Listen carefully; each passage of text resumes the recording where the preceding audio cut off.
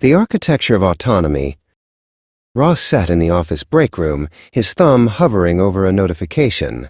It was an advertisement for a specific brand of coffee he had only mentioned in passing to a friend that morning. "It's like the phone is listening, Mike," Ross said, a hint of unease in his voice. Mike, a senior architect with silvering hair and a calm demeanor, looked up from his blueprints. "It's the first step of the what framework, Ross," Mike replied, identifying the trail. Most people don't realize that 90% of the world's data was created in just the last 2 years. Every click is a brick in a house you didn't know you were building. Ivy joined them, her movements sharp and professional. She was the firm's lead data analyst, known for her vigilance. "It's more than just listening, Ross," she said, leaning against the counter. "It's about your digital twin, a profile built by data brokers who can hold over 1,500 data points on a single person." She showed him a visualization on her tablet, a web of red lines connecting his location history to his shopping habits. "This is the what, the raw reality of our digital existence. We are being mapped in real time." Later that day, Mike and Ross walked through the city plaza. Mike pointed to the high-rise buildings equipped with sleek sensors. "So what?" Mike asked, invoking the second stage of their framework. "Why does a coffee ad matter?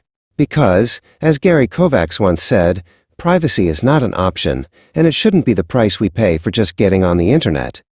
When your data is sold, you lose the ability to choose without influence.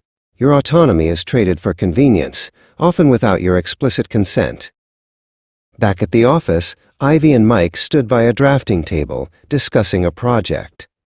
The conversation drifted back to Ross's concerns. "The so what gets deeper," Ivy noted, her tone serious. "This data doesn't just sell coffee. It influences your insurance premiums, your creditworthiness, and even the jobs you're shown online. It's a retrospective look at who the system thinks you are, which might not be who you actually are. If we don't manage our data rights, we let an algorithm write our life story." Ross spent the evening in the quiet of the library, reflecting on his digital footprint. He thought about the years he had spent clicking accept all, without a second thought. This was his moment of reflection. He realized that being responsible meant being vigilant.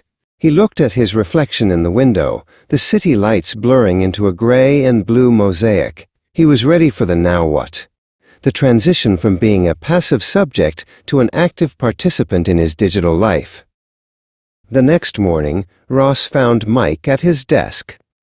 "I'm ready to change the settings," Ross said. Mike nodded approvingly. "Now what?" "We start with the foundations. The most powerful tool you have is the opt-out. Security isn't a wall, it's a series of habits." Mike pulled up a guide on the screen. Life Lesson 1. If you didn't pay for the product, you are the product. But you can choose to be a very difficult product to track. Ivy walked Ross through the hands-on updates. "Start with your phone, Ross," she instructed. On an iPhone, go to Settings, Privacy and Security Tracking and toggle off Allow Apps to Request to Track. On an Android, go to Settings, Privacy Ads, and select Delete Advertising ID. This cuts the cord between your identity and the advertisers. Ross followed her steps, feeling a surge of agency. "It's about reclaiming the narrative," Ivy added. Mike and Ivy stood near the secure server room, a place of deep blue light and hum. "The final piece of now what is encryption," Mike explained. "Use end-to-end encrypted messaging like Signal. It ensures that only the sender and receiver can read the content. And always enable two-factor authentication, 2FA, in your account settings. It's like putting a deadbolt on your digital door." Ivy nodded. "Being vigilant isn't about fear, it's about respect for your own boundaries." Ross took these lessons home. He visited his neighbor, Elena, a retired teacher who struggled with her new tablet. "Let me show you something, Elena," Ross said kindly. He helped her navigate to her privacy settings, showing her how to audit app permissions.